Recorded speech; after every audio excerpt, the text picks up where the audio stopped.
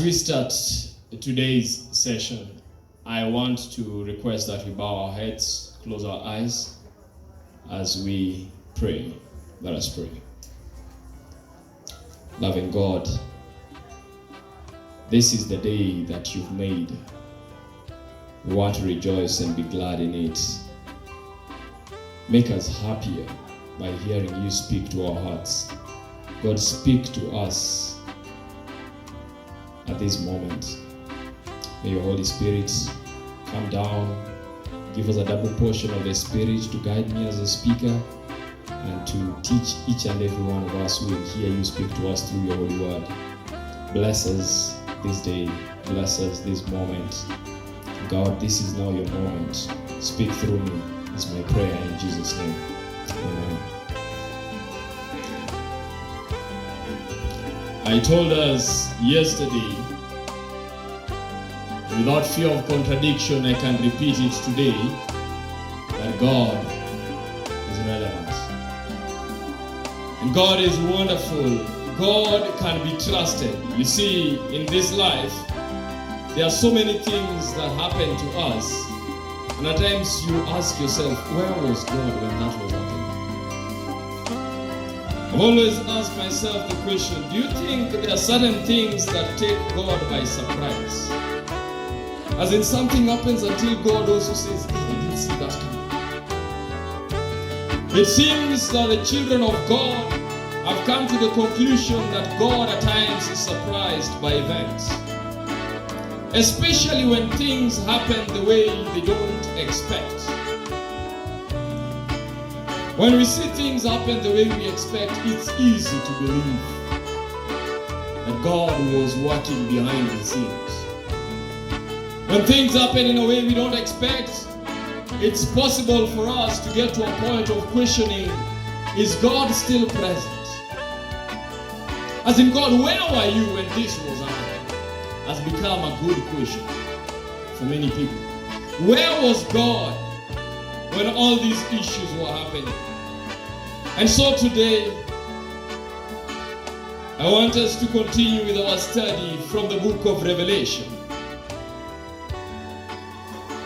In Seventh-day Adventist hymnal, song number 254, William Hunter pens the words, "The great physician now is near, the sympathizing Jesus. He speaks the drooping heart to cheer. Oh, hear the voice of Jesus. All glory to the dying Lamb. I now believe in Jesus. I love the blessed Savior's name. I love the name of Jesus. His name dispels my guilt and fear. No other name but Jesus. Oh, my soul, how my soul delights to hear the precious name of Jesus." And when he comes to bring the crown of life and glory, then by his side we will sit down and tell redemption's story. Oh, let me develop from the last stanza. It says, and when he comes to bring the crown of life and glory, by the side of our Savior, we will sit to tell redemption's story. You must have an experience for you to tell redemption's story. Sweetest note in seraph song, sweetest name on mortal tongue, sweetest carol ever sung, Jesus, blessed Jesus. And when he comes to bring the crown of life and glory, then by his side we will sit down and tell redemption's story. Sweetest note in seraph song, sweetest name on mortal sweetest carol ever sung. Jesus, blessed Jesus. Today, I titled the sermon, Tough Times Have an Expiry Date. The great physician. Yesterday, I made a point by presenting the great physician. He's not just any other physician. He's the great physician because he understands all the challenges you're going through. He's a great physician. And that's why through the week, our theme is what God knows. The great physician comes, and the great physician wants to speak to us. The great physician speaking says on this wise, in Revelation chapter 2, and reading from verses 8. And unto the angel of the church in Smyrna, write. I like this. Unto the angel of the church in Smyrna, write. These things saith the first and the last, which was dead and is alive. Let's walk with the text. Yesterday I told us that we need to hear the credential of the physician who is going to attend to our spiritual condition today. So today when he comes to speak, he presents himself as the great physician, and he says, I am the great physician, but listen to my credentials because I am going to tell you something about yourself which you need to know. But first of all, you must know, am I qualified to address you? And he begins by saying, these are my credentials. And to the angel of the church in Smyrna, write, these things saith the first and the last, which was dead and is alive. Smyrna.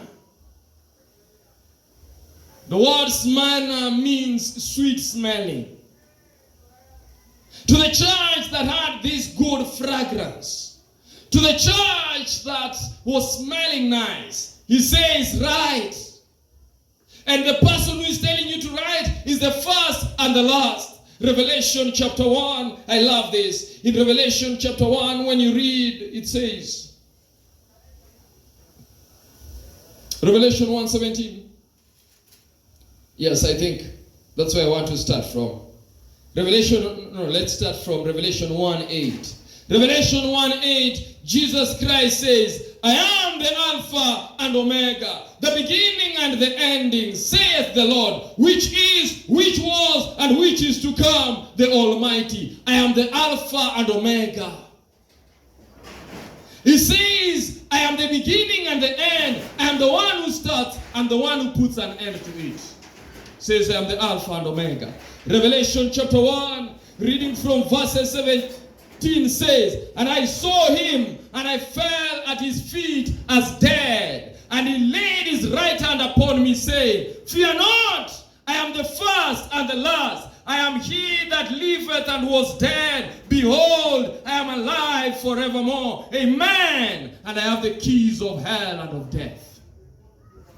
You see, when he presents himself like this, he presents himself to a people born with an inherent fear of death.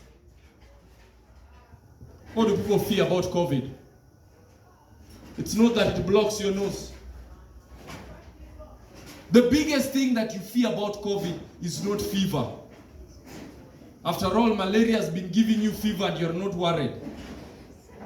The biggest thing you fear about COVID is not that you're running short of breath. It seems likely that what we fear is what happens when you run short of breath.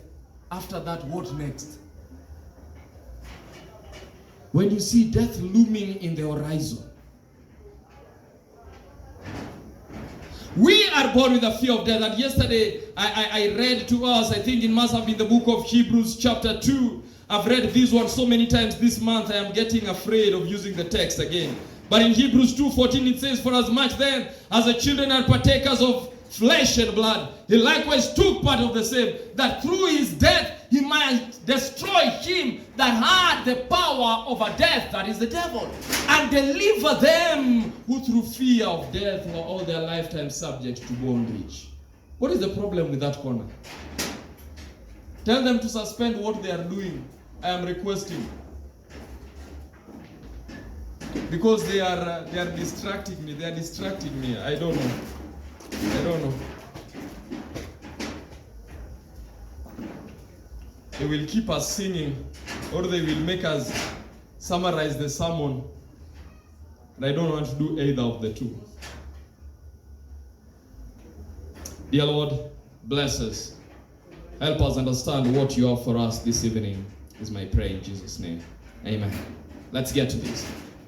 He says, and listen to this. I say, we are born with a fear of death. Hebrews chapter 2 verse 15 says that he may deliver them who through fear of death were all their lifetime subject to bondage. People fear death.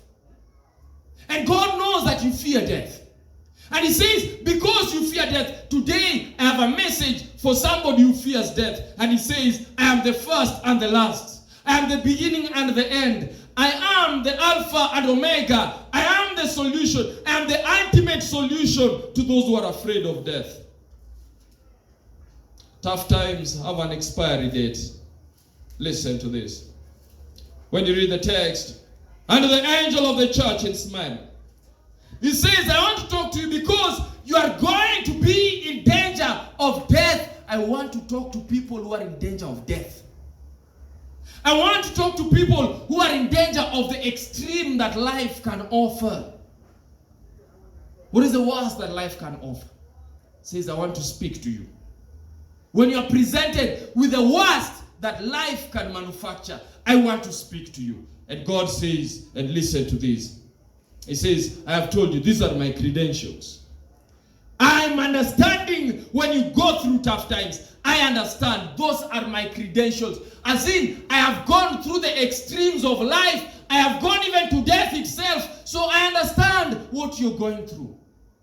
After he has already presented his credentials, I told you that in the book of Revelation, through this week, we are speaking of a God who presents his credentials as the great physician, then goes to the prescription. Let's hear the prescription. He says, not prescription first, the diagnosis before prescription. He goes to the diagnosis. So what is he giving as a diagnosis today? So great physician Jesus stands back and looks at the church in Smyrna and says unto the angel of the church in Smyrna, write, I know thy works. Listen to that. He says, not only do I know your works, I know your tribulation and your poverty. So tell me, beloved, what is your situation? What is that thing that is worrying you? Is it that you are poor? He says, I know your poverty. What is worrying you? Is it tribulation? Are they trials? Are you going through tough times? He says, I know your tribulations. I know. As in, these things don't catch me by surprise. You know, it's not like, oh, God is now scared. This thing has happened to my child. What will I do? He's not scared. He says, I know your tribulations. There's some child of God, faithful to God, has been serving God. All of a sudden, COVID happens, they lose their job, and they cannot pay the rent, they cannot feed their children, and they're feeling like life is taking me from bad to worst. But God says, I know your tribulations. Relax. I'm the one in church. I know your tribulations. He looks at somebody who is somewhere there, and this person just lost a loved one the other day. Losing a loved one is not funny. Somebody has just lost a loved one and feels like the world has come to an end. This was the person I loved the most. This was my confidence. And you feel like it is tough. He says, I know your tribulations. But I can tell you, very few people know how tight I was with my dad. Right now I'm still looking for somebody I can trust the way I trusted my dad. But God says, I know. Now that encourages me. I don't have my earthly father, but I have an heavenly father, and he understands. That's encouraging. I know you're like, preacher, you're trying to encourage us because of death. I wish I could. What else can we do when we are on earth? Encourage one another. He says, I know your tribulation, because there is somebody who has lost a child, and because they've lost a child, they're going to give up on God as if God doesn't exist. He says, I know your tribulations. As in, I understand these things. There's no part of tribulation that I don't understand. I understand. That's what God is saying. There's some marriage that is in the rocks. Husband is trouble, or wife is trouble. As in, your marriage is literally being shaken, and God says, let me tell you something about a marriage that is in the rocks. I know your tribulations. I understand. As in, let me tell you, don't think that because God has not yet done something, he doesn't know. He knows. Some people say, could it be that we are praying and God is not? He hears when men pray. He says, I know your tribulations. I know what you're going through. Let me tell you. He says, I know your poverty. Whether it is spiritual poverty or whether it is physical poverty, he says, I know your poverty. I know. I like that God. I like a God who understands me. I told you yesterday that human beings cannot understand certain things. You know that the moments you are in pain until tears are just streaming and you're not even crying, they're just streaming, the tears are just coming out. You're going through hard times, but God says, I understand the things you're going through. That's why I told you, I'm the first and the last. You didn't get it. Let's run quickly into the end of the sermon. He says, when your tribulations were beginning, I was there, and I will be there when they are ending. I'm the first and the last. I'm not leaving you in tribulations. Tribulations are not eternal. God is eternal. That's why I said, tough times have an expiry date, because an eternal God says, if you can cooperate with me, let me tell you, though you're going through tough times, I'm going to sort it out. Are you patient to wait? That's the question. Says, I know your poverty, but thou art rich. Says, I know your poverty, but thou art rich. Speaking to the church in Smyrna, this is the time period that covers 100 AD all the way up to 313 AD. The church in Smyrna was the persecuted church. Immediately after the church, the apostolic church, the pure church had come and the gospel was preached everywhere, they started persecuting Christians. And they were torturing Christians. Some of them were sawn asunder, some of them were burnt at the stake, some of them were crucified upside down, some of them were skinned alive, some of them were dragged, the disciples were killed. This is the time period of the persecuted church. Someone wrote, the blood of the martyrs was the seed of the gospel. I know you're asking, but Lord, what about me right now? Must I shed blood? Listen. The blood of the martyrs was the seed of the gospel. In other words, as God's children, they braved the tough times. They braved the worst that could be offered to them. Let me tell you, what was that? The seed of the gospel. Because there are people who watched and said, if you can continue to live like that, faithful to God, despite what you're going through, then God should be taken seriously. Do you know something? How you handle situations can be a bigger sermon than what I am saying right now. A child of God, let me tell you, no, I have to read the text. We are in no hurry. Listen to this in 1 Thessalonians chapter is 4, reading from verses 13. He says, but beloved, I will not have you to be ignorant, brethren, concerning them which are asleep, that you sorrow not, even as others which have no hope. Even the children of God can cry. Don't think because you're a child of God, you are immune from tears. God's children can cry. God's children can sorrow. God's children will go through tough times. But let me tell you something. He says, don't sorrow like those without hope. Let me tell you. When a child of God is bereaved, you don't tear your clothes jumping up and down and losing your head for 5 minutes. No. It's painful, we understand. But in your pain, don't forget that there is God who knows that you are pained. So that's why when a child of God is going through tough times, as in carry out yourself as a child of God. Listen, he says, I know your poverty, but thou art rich. But proceeds ahead to say, I know the blasphemy of them which say they are Jews and are not, but they are of the synagogue of Satan. Now listen to that. He says, I know the blasphemy of those who claim to be Jews, but they are not. Beloved, how many in church claim to be Jews? How many in church claim to be spiritual Jews?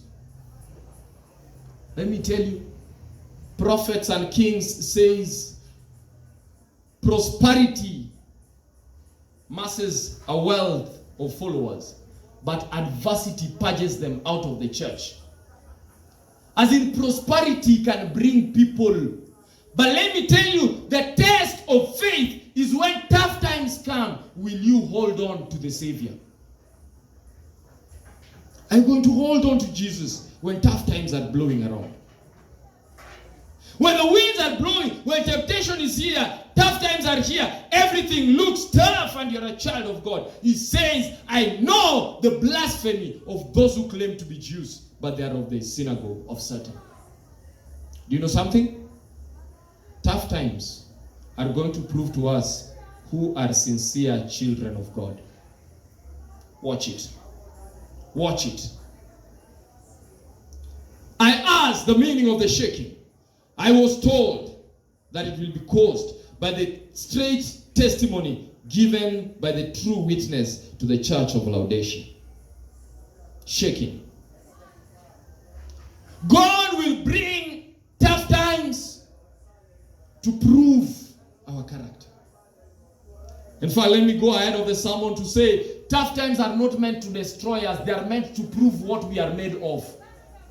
As in, when God allows you to go through a tough time, it is meant to refine your character and prove that this is a character that can survive the pearly gates and the portals of heaven. Never to destroy. The heat of the furnace does not destroy the gold. It purifies the gold. Understand?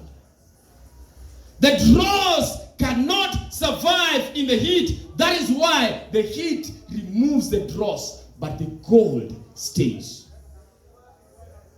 God's children, your faith is going to be tried.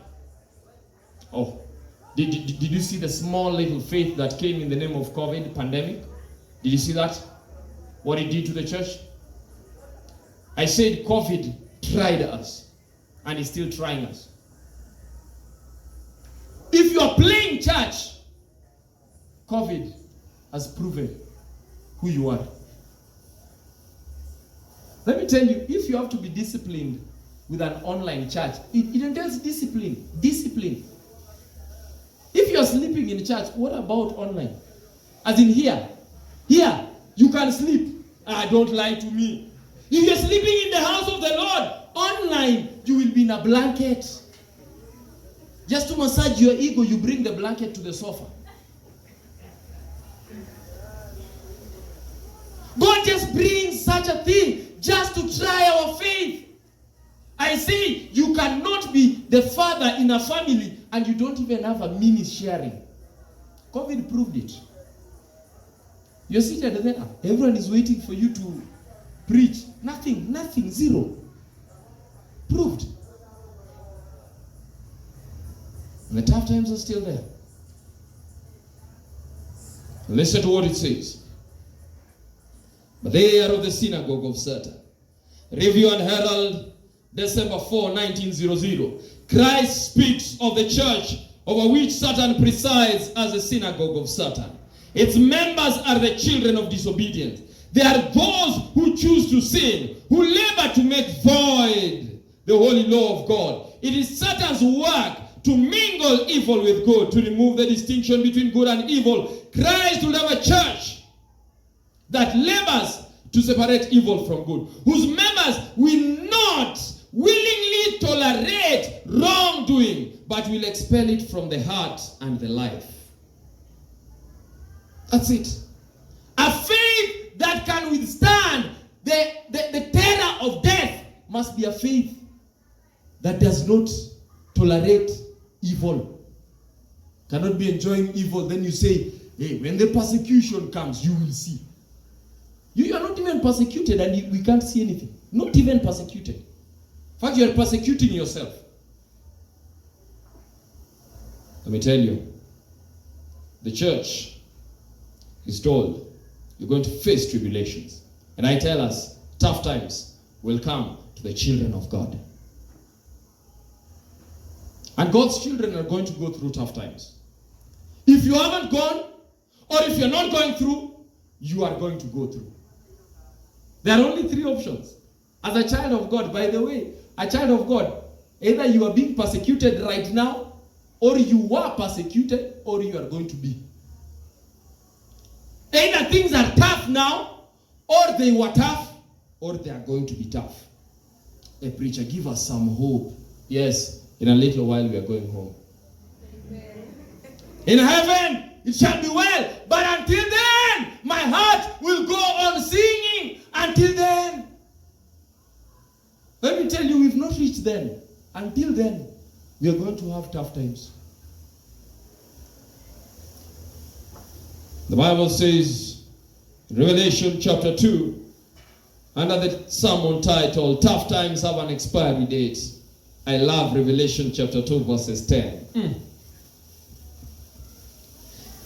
The great physician has given the diagnosis. I know that you're suffering. I know you're going through tough times. Now today, listen. Any of you who is going through a tough time, this is your sermon. This is your sermon. Because he says, I have seen your poverty. I have seen your tribulations. But he says, listen. Listen. Now I have a prescription for your condition. What is the prescription? He says, fear none of those things which you shall suffer. Behold, the devil shall cast some of you into prison.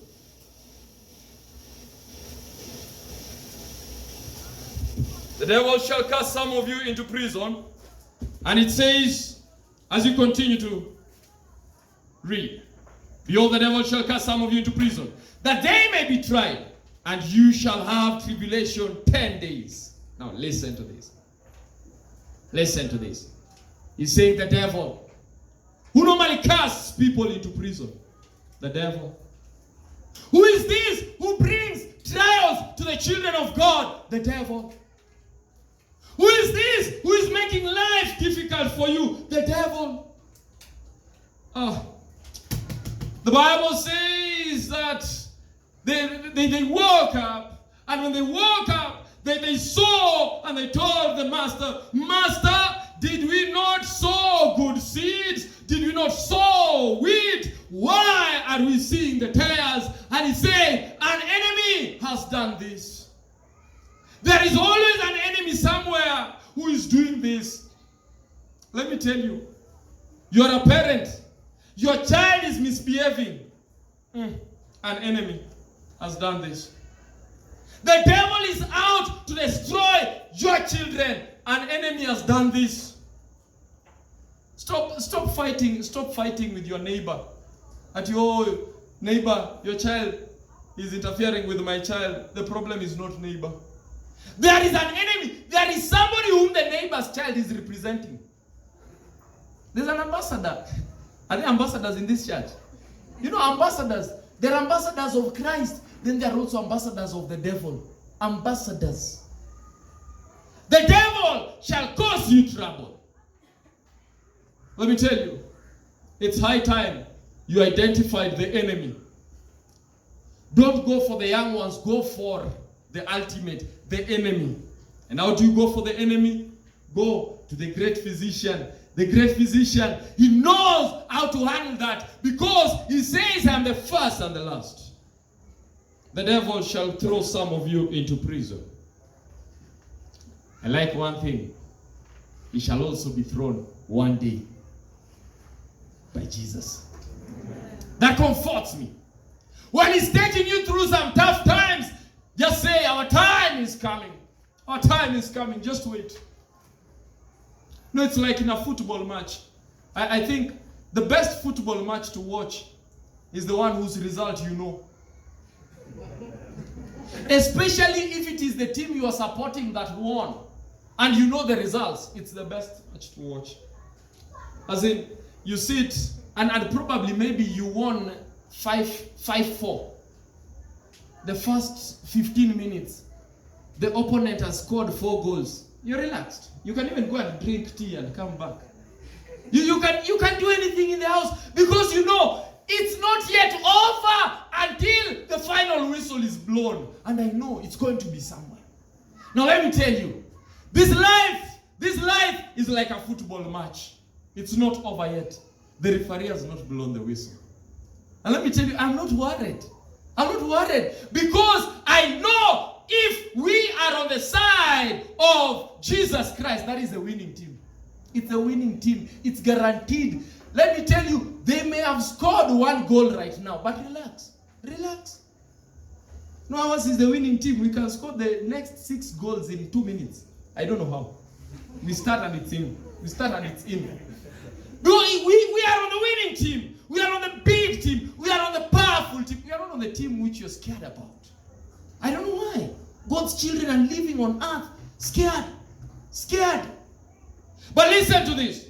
He says, the devil shall throw some of you into prison. Ye shall have tribulation 10 days. No. Let me now put this. Listen. Fear none of those things which you shall suffer. Did you read that correctly? You will suffer.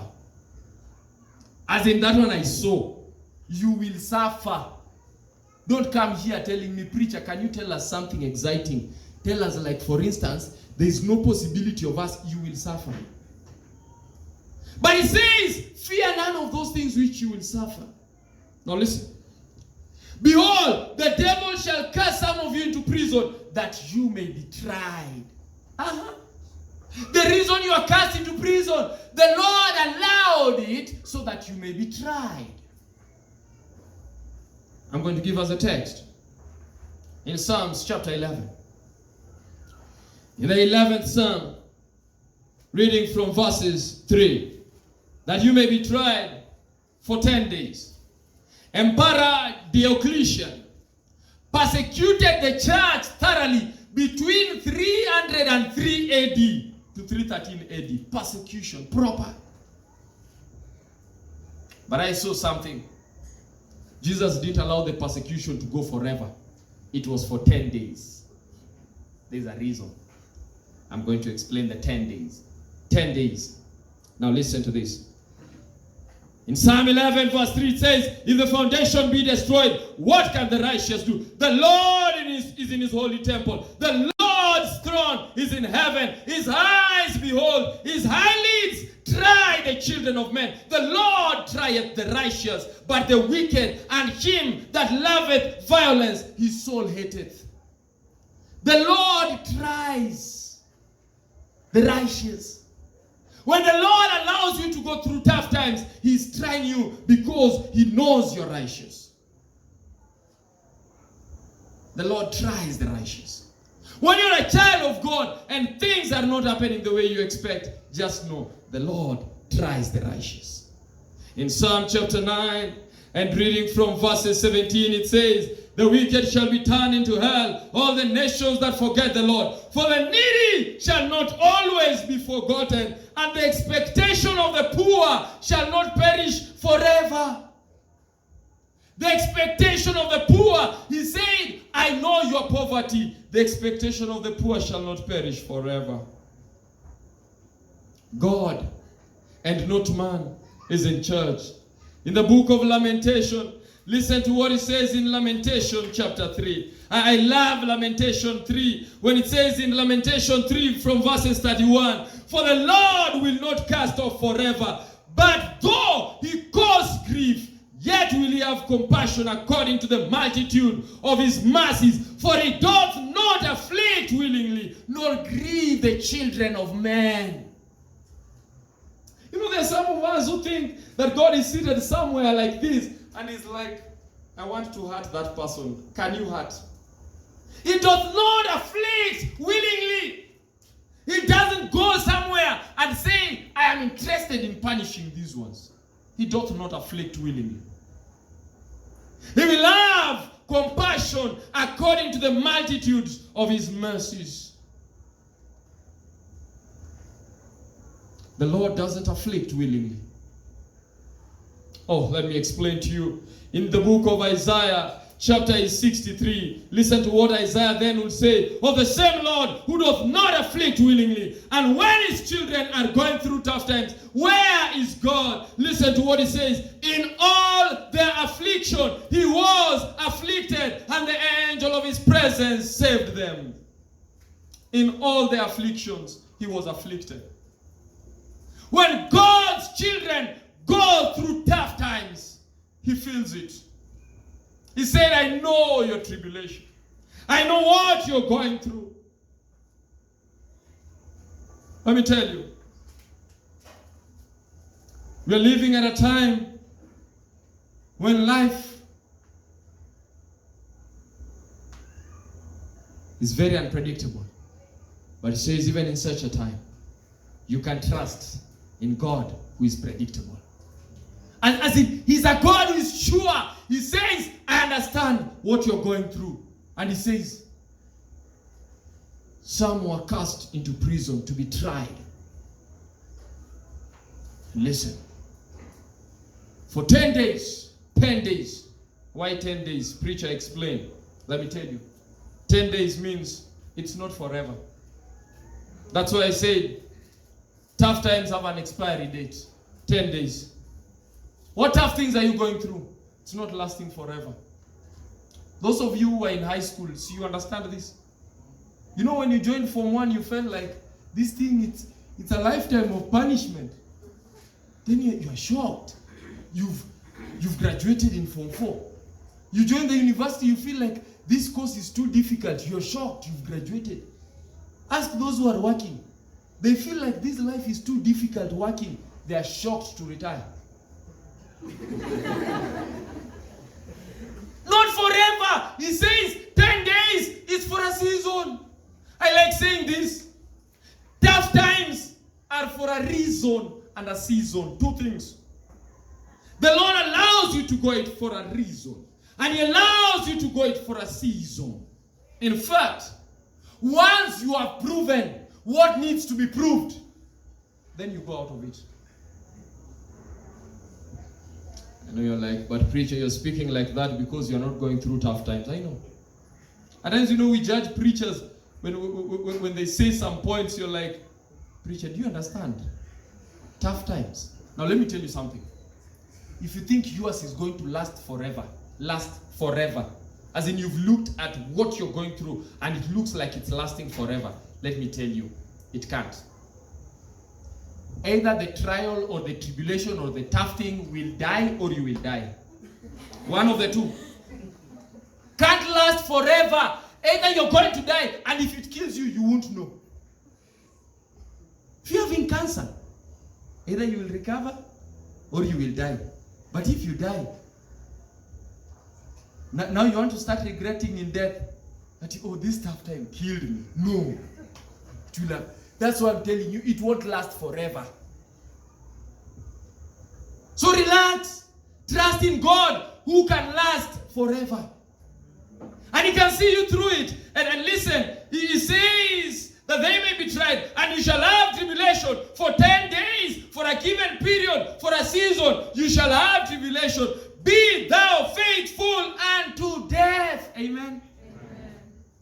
Did you read that properly? As in, the standard of faithfulness is unto death. He didn't just say be faithful forever. He says, be faithful unto death. In other words, if the trials push you to the level that you have to die, continue to be faithful. Don't say that God now understands. Just look at the way this thing has pushed me. I'm dying. He says, be faithful unto death. Why? He started by giving the credential. I am he that was dead and is alive. So if you die, I have the solution to death. So don't be scared by tribulations that kill people, because I have the solution to that. That's what God says. In fact, Job, that good guy Job, will say this in Job chapter 13 and reading from verses 15. Job will say, though he slay me, yet will I trust in him, but I will maintain my own ways before him. He shall also be my salvation, for an hypocrite shall not come before him, though he slay me. Listen to this. If you can have a faith that can say, though he slay me, as in God, I'm going through tough times. But though I am going through tough times, yet will I trust in you. That's tough. Beloved, do you know what it means like when you are shedding tears and you are saying, God, I still trust in you? As in, even the angels are shocked. As in, what's wrong? How can you say this? Because the devil has already threatened God. This one just serves you because you gave him 1, 2, 3 things. Take away one of them. John says, though he slay me, though I don't understand, I know. No. Let me say what he knows. He says in Job chapter 19 and reading from verses 25, I know that my Redeemer liveth, and he shall stand at the latter day upon the earth. Though after my skin worms destroy this body, yet in my flesh I shall see God, faithful unto death. Even if worms want to destroy my body, let them go ahead.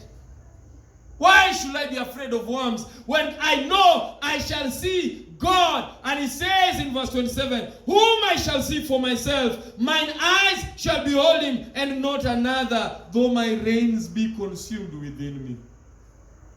Tribulations are not going to scare me, because God has said they're going to be for 10 days, for a season. Let me finish with 2 texts. One in 2 Corinthians and one in 1 Peter. In 1 Peter, Peter, the one who will afterwards face death. Peter, the one who will afterwards be persecuted for the sake of the Savior. Peter then writes these things, and he says in 1 Peter chapter 1, verses 6 and 7, tough times have an expiry date. What does Peter say? Wherein ye greatly rejoice, though now for a season. Listen to that. This thing is coming to an end. Your tough time is coming to an end. He says that, though now ye greatly rejoice. You must rejoice. Though now for a season, if need be. I like that. If need be. When a child of God is going through a tough time, the child of God says, if need be. As in, God, you just saw that I have to go through this? Okay, sustain me through it. Because he's the physician. If need be, you are in heaviness through manifold temptations. Manifold. Do you know what manifold is? You don't understand manifold. Hey, how many youths are here? Youths, let's talk manifold. Manifold is multicolored temptation. You know multicolored? As in, it comes on social media, it comes on print media, it comes on mass media. It's everywhere. By the way, young people, I know you resonate with me. When you're just walking out of the gate of church and temptation is walking.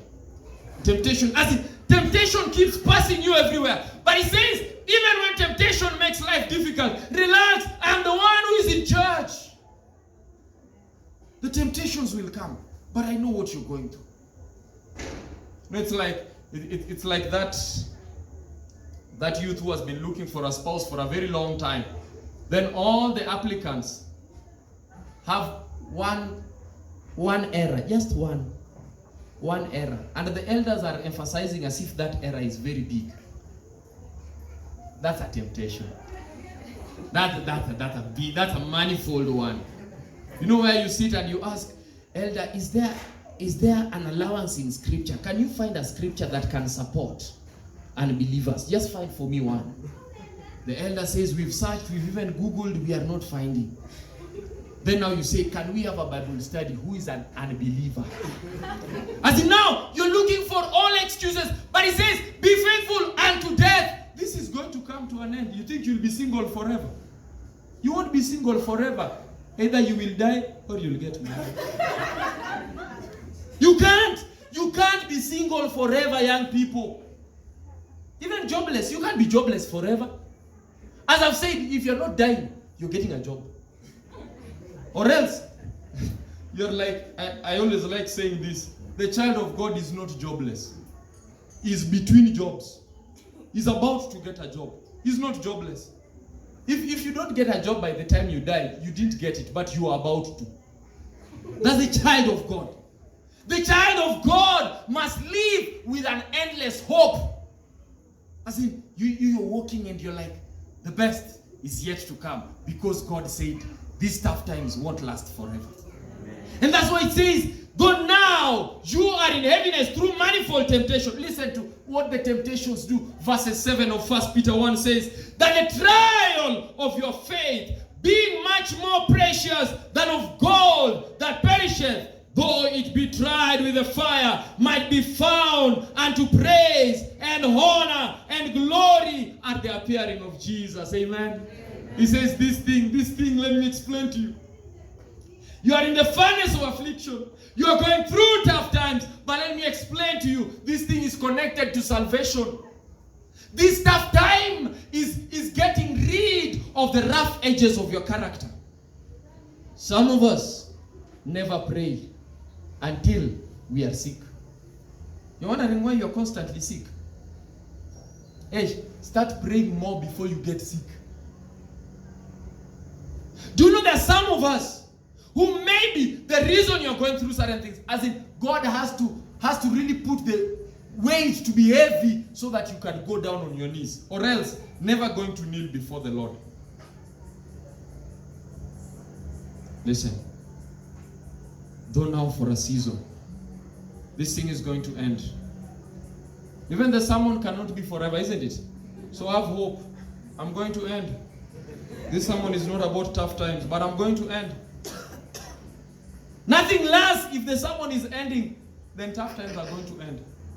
Because this is a sermon on tough times. Let's finish with 2 Corinthians chapter 4. You know when Paul writes the church in Corinth, Paul is this one who has already suffered things. How many of you have been shipwrecked? How many of you have been stoned? How many of you have been scourged? How many of you have been imprisoned? As in all these things on one man, shipwrecked more than once in the cold, icy waters of the Mediterranean. But you know what? Listen to what he says about his afflictions, his tough times, when he's being stoned almost to the point of death, but remaining faithful. He's there writing this to remind you that listen, what you're going through, I've also gone through worse times. So let's listen to Paul. You know, at times it's good to ask, but preacher, what gives you an authority to preach about affliction? Have you been afflicted? You know, that's how you ask people like me. Have you been afflicted? Then I tell you, yes. I've had my fair share of rough times. I just told you I lost my dad last year. And before that, I think my wife had 2 miscarriages. Those are not simple things. So I think I am an authority on tough times in life. I've gone through some tough times in life, and I know what it means to shed tears. Tears are a language God understands. But let me tell you, I'm not telling you that you're also going to go through the things I've gone through. But I'm telling you, yours may be worse or better. Only 2 things. Either we are at level worse or better. And let me tell you, listen to this. Now Paul comes and says, okay, chief, you've told me. You've lost. You've lost your father. Now let me talk as Paul. Then Paul begins. And I like when Paul writes 2 Corinthians chapter 4 from verses 16. Says, for which cause we faint not, but though our inward man perisheth, yet our outward man perisheth, yet the inward man is renewed day by day. We are not giving up. Amen. As in, when the outside is facing tough times, the inward is strengthening.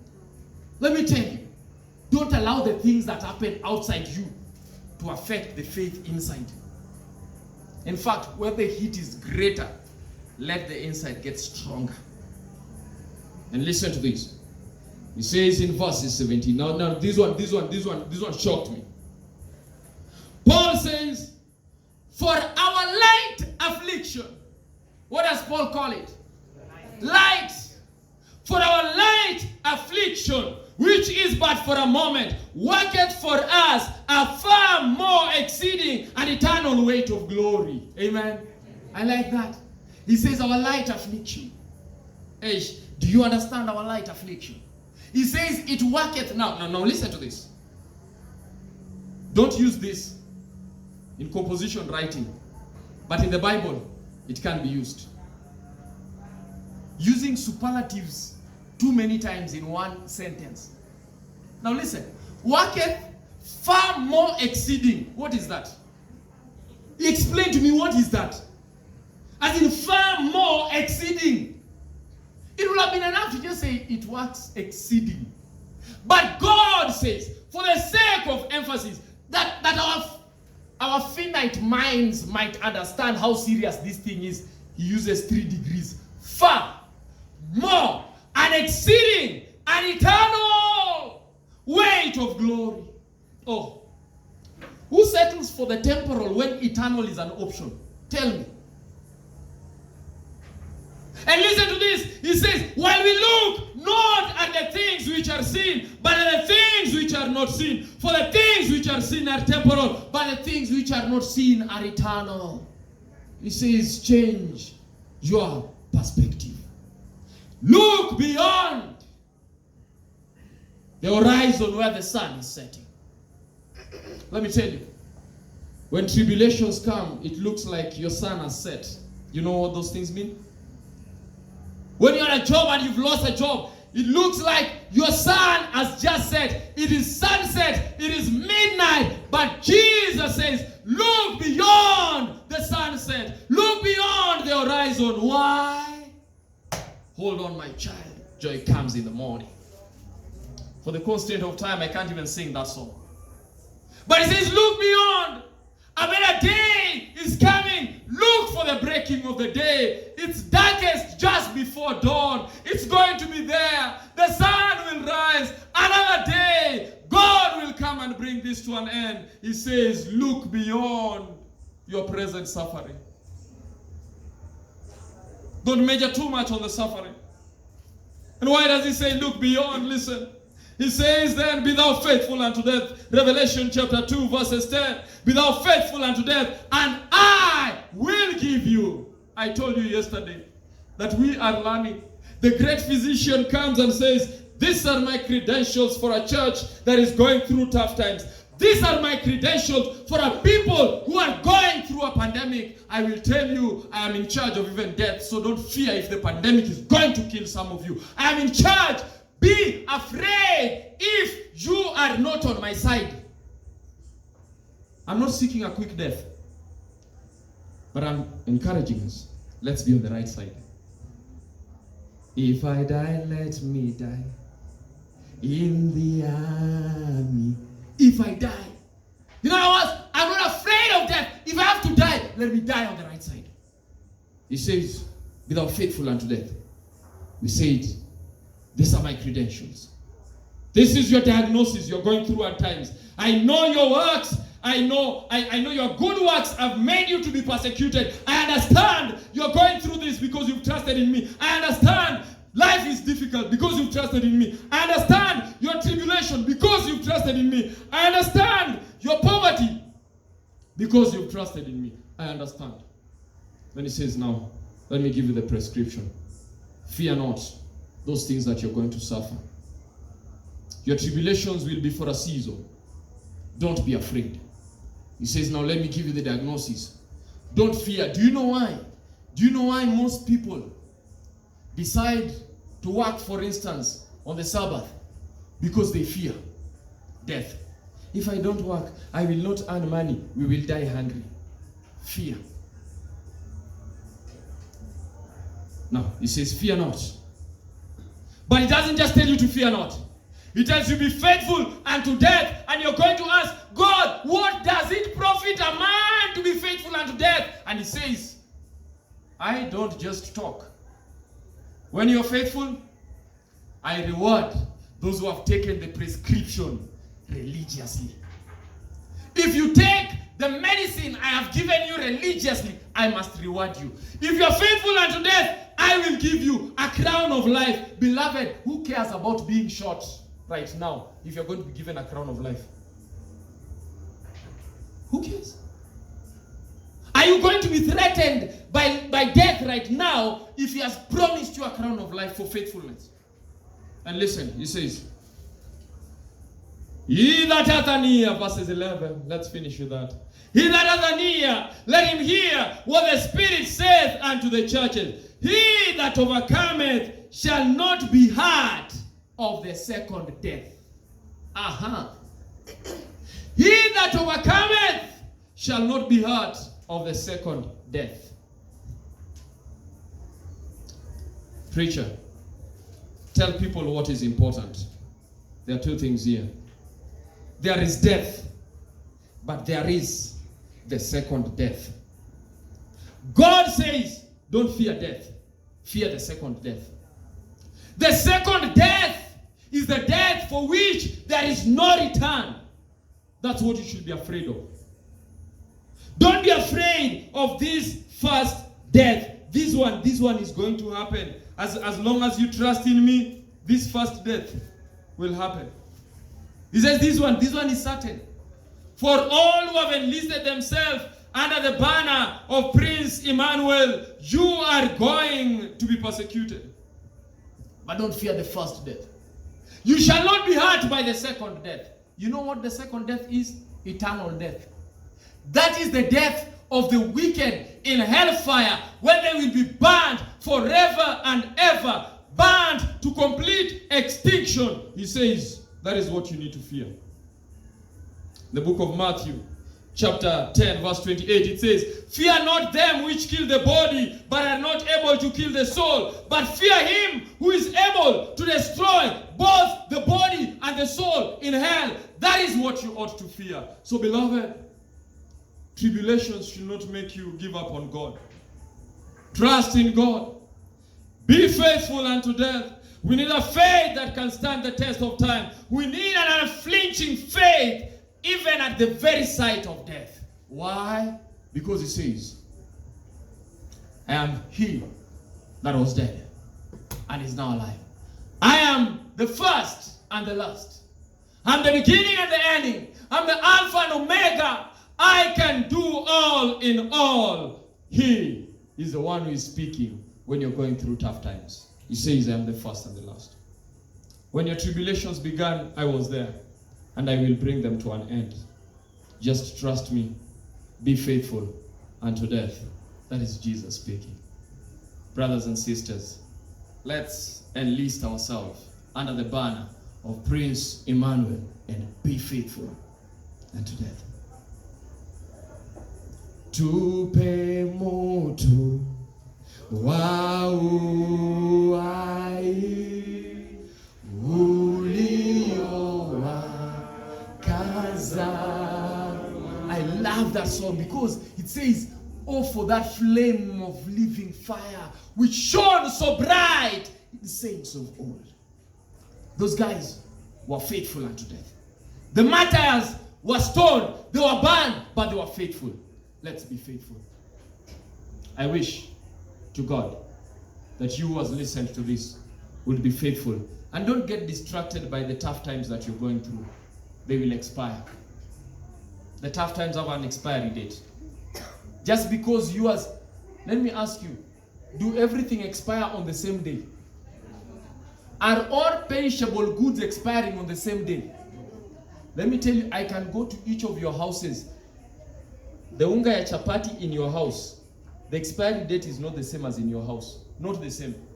So why is it that you want your trials to expire on the same day? Relax. Unless it is the day of the end. When Jesus is coming again, now that day everything will come to an end. But until then, let's relax.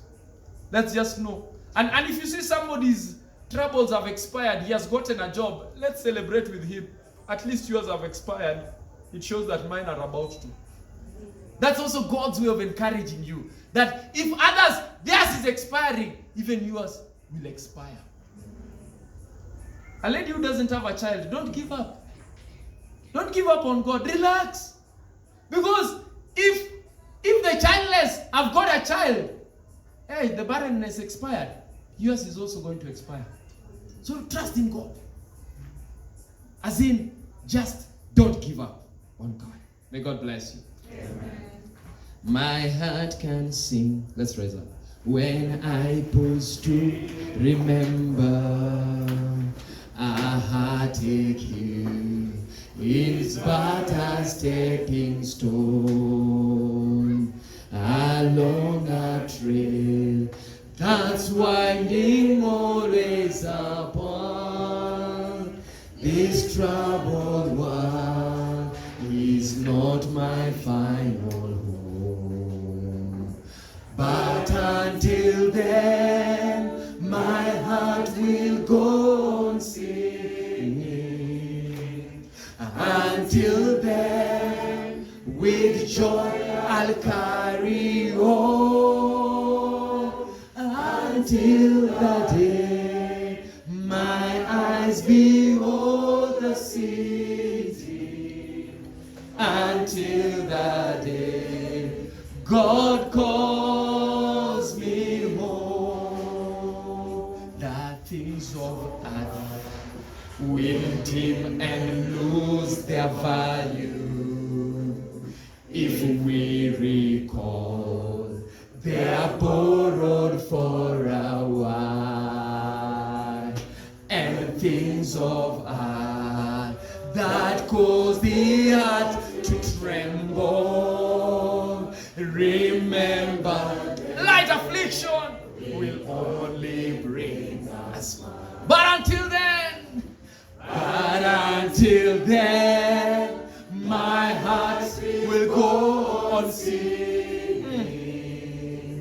Even if it's tough, until then, with joy, I'll carry on. I'll carry on. Even when it's tough, until the day my eyes behold the city. Until the day God calls me. Beloved, until then, I'm not giving up on God. I wish you also say so. Let's bow our heads, close our eyes as you want to pray. I'm making an appeal. Is there someone in the congregation? You're going through a tough time. As in, life is tough. As in, you know. We are not talking simple things now. We are talking of tough times. You're going through a tough moment in your life. You're saying, Lord, it's been tough. But the preacher has spoken of an expiry date for tough times. God, I want you to consider me. Put up your hand. Somebody wants to pray for a tough time they're going through. Just put up your hand. I want to pray with someone. Lord, you sit in heaven. Your eyes run to and fro the earth. You've seen these uplifted hands of your children who are going through tough times. At times, the tough times have put us on the edge of giving up on you and saying God cannot help. But God, once again, you've reminded us through the message today that tough times have an expiry date. And God, you've told us that we need to hold on to you. God, it's tough. You know it. You know how tough it is when going through tough times, and we have to be faithful. But you've told us the standard of faithfulness has not been lowered. In fact, it has been raised. It is now not faithful forever. It is faithful unto death. And so, God, we come unto you.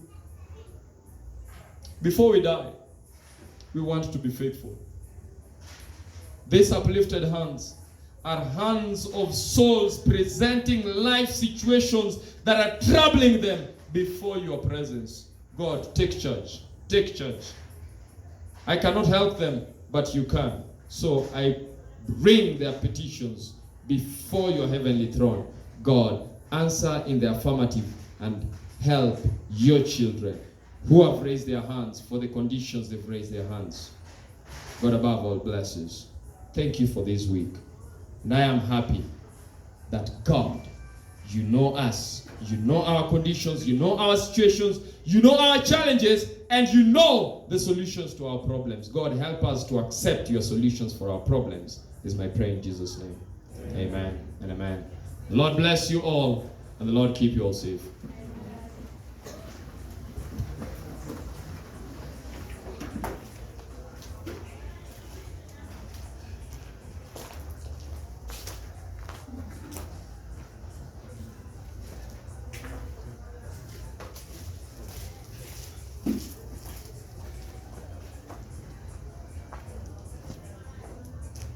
Good evening. I want to thank each one of us for coming. I really appreciate your presence here. Yesterday was here.